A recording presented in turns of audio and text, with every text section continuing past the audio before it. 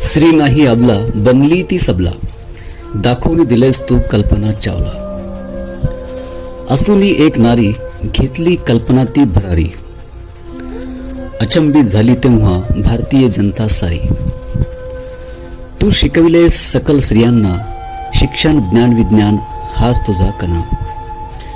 त्या बळावरच फक्त होशील तू मुक्त, तेव्हाच करता येईल तुला कोठेही स्वतःला व्यक्त.